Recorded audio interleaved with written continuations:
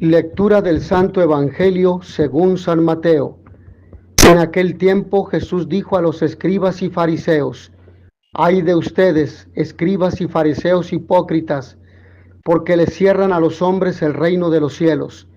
Ni entran ustedes ni dejan pasar a los que quieren entrar.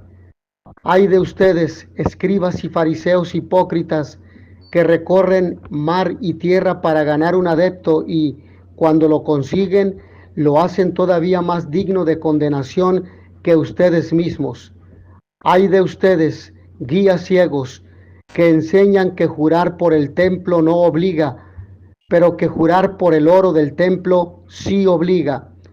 Insensatos y ciegos, ¿qué es más importante, el oro o el templo que santifica al oro?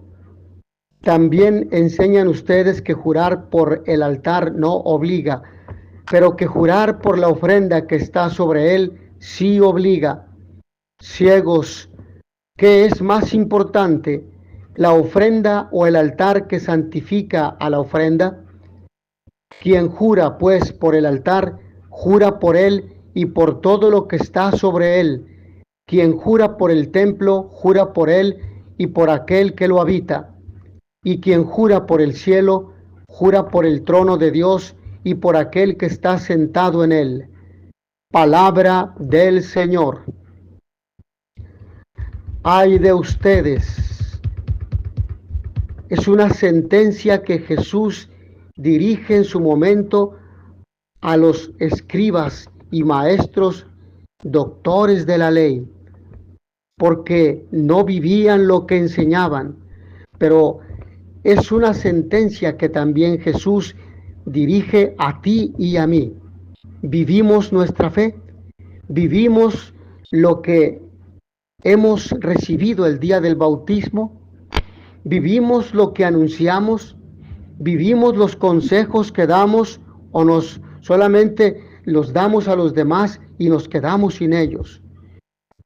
Estamos, por lo tanto, ante las 3 primeras amenazas de las 7 que, muy a su pesar y con gran dolor, dirigirá luego Jesús a escribas y a fariseos.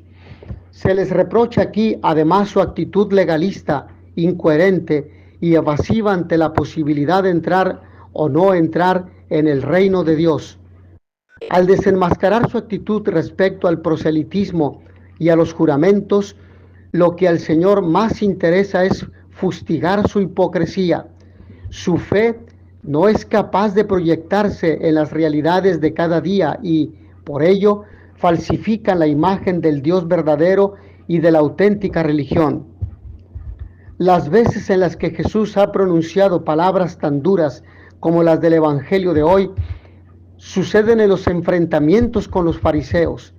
Esta riña es la que acrecentó el odio de parte de ellos y la que llevó eventualmente a la alianza con los saduceos y romanos para conseguir la muerte de Cristo. Es cierto que los argumentos que utilizaron para condenarlo fueron las aseveraciones consideradas como herejía, como aquella que destruyan este templo y en 3 días lo reconstruiré, o por el hecho de hacerse igual a Dios, proclamándose Hijo del Altísimo. Otras personas, como los apóstoles, también escucharon las mismas aseveraciones, pero en cambio se suscitó un acto de fe en Jesús como el enviado de Dios. La razón por la que el mismo mensaje tuvo tan diversos efectos es precisamente lo que Jesús amonesta en el Evangelio de hoy. La actitud de los fariseos no les permitía encontrar fuera de sí mismos la salvación de Dios. La salvación venía de Dios, pero ellos tenían que responder con su esfuerzo a esta gracia del Señor. Tenía que darse a su manera y según sus criterios. Lo peor es que aplicaban esta mortal disposición a los demás.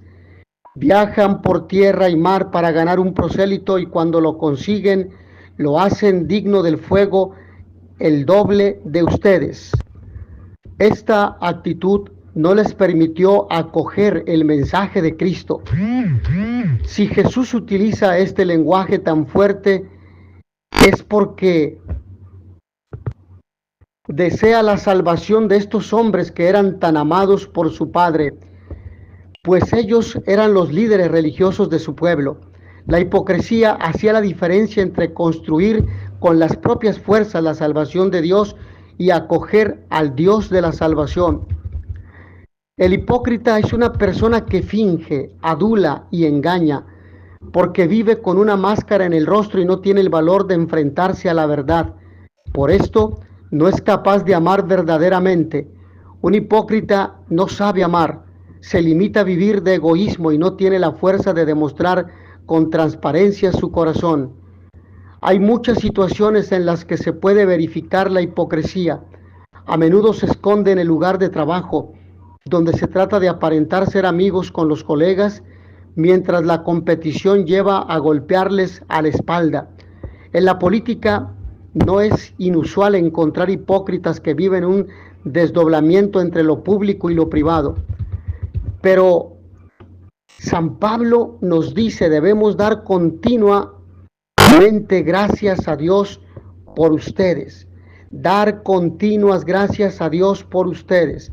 Pablo fue un hombre increíble y un apóstol de Dios, pero usualmente no trabajaba solo. Esa es la razón del comienzo de su carta donde menciona a los hombres con los que estaba trabajando. Él mismo funda la iglesia de Tesalónica en su segundo viaje misionero. Solo estuvo en la ciudad por un corto periodo de tiempo porque fue forzado a irse por los enemigos del evangelio. Sin embargo, la iglesia tesalonicense seguía viva y activa. De ahí su profunda preocupación por esta iglesia joven reflejada en su escrito. Pablo consideró importante organizar a estos recién convertidos en una comunidad de interés mutuo, cuidado y compañerismo. Pensar en esta iglesia llenaba el corazón del apóstol de gratitud, porque sabía que este trabajo iba más allá de sus habilidades y que era obra de Dios. Había un innegable trabajo del Espíritu Santo y un camino maravilloso en sus vidas. Su fe producía obras y su amor producía trabajo. Por esta razón les recuerda que Dios los amaba y que los había elegido.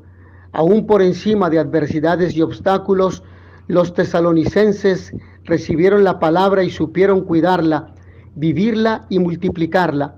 Ejemplo donde hoy podrían reflejarse nuestras comunidades cristianas tan llenas de miedos y pesimismos para contar con valentía las maravillas del Señor a todas las naciones. Y por ello, ay de ustedes, escribas y fariseos hipócritas, la hipocresía que es una tentación continua cuando no estamos decididos a vivir con honestidad y sinceridad el llamado que Dios nos hace a seguirle y anunciar su mensaje a las personas en los diferentes ambientes en donde nos desenvolvemos, la familia, el barrio, la comunidad, la parroquia, los ambientes laborales, donde en muchos de ellos está prohibido mencionar el nombre de Dios, en los ambientes académicos, en las escuelas, etcétera, y sobre todo en la política. El Evangelio nos ofrece una visión penetrante de las advertencias de Jesús a los escribas y fariseos. Estas parábolas siguen siendo relevantes hoy en día.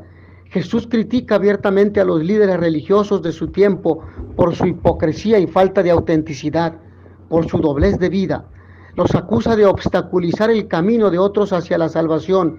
Este es un recordatorio para todos nosotros de que nuestras acciones y palabras tienen un impacto más allá de nosotros mismos. Si actuamos de manera hipócrita e inauténtica, podríamos estar alejando a otros de la fe, en lugar de acercarlos a Dios, porque nuestro problema en muchas ocasiones es que ni comemos ni dejamos comer. La crítica de Jesús se dirige a la superficialidad de los escribas y fariseos.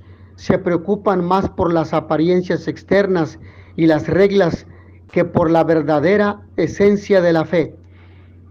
Por lo tanto, encontramos incluso a gente que trabaja comprometidamente en las parroquias que están más preocupados por la apariencia que por la esencia.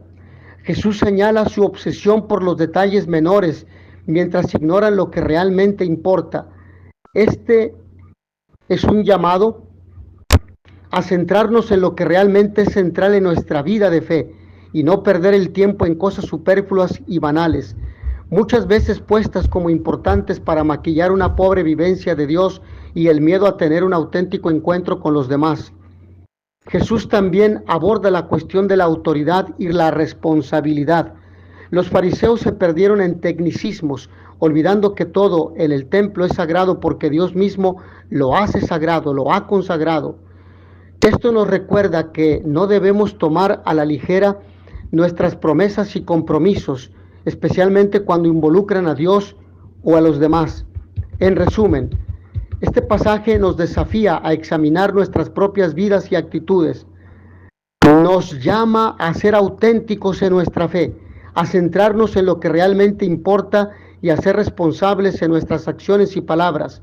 Nos advierte contra la complacencia y la hipocresía, recordándonos que estamos llamados a ser luz del mundo y sal de la tierra. No se trata solo de seguir reglas o de mantener las apariencias, sino de vivir una vida que refleje honestidad, misericordia y ternura a imagen de Dios. Perdónanos, Señor. Te agradecemos de todo corazón el llamado que nos haces. Perdónanos cuando no hemos sido honestos contigo en la respuesta a tu llamado. Lo que me ha parecido bueno y lo que no. Confío en que todo lo has hecho por nuestro bien, aunque no siempre lo entendamos. Danos la gracia de aceptar todo lo que tú nos quieras dar y darnos cuenta que nunca es tarde para amarte. Mis hermanos, que a todos ustedes el Señor los bendiga y les dé la paz. Y notitia veritatis proficere, pax et bonum.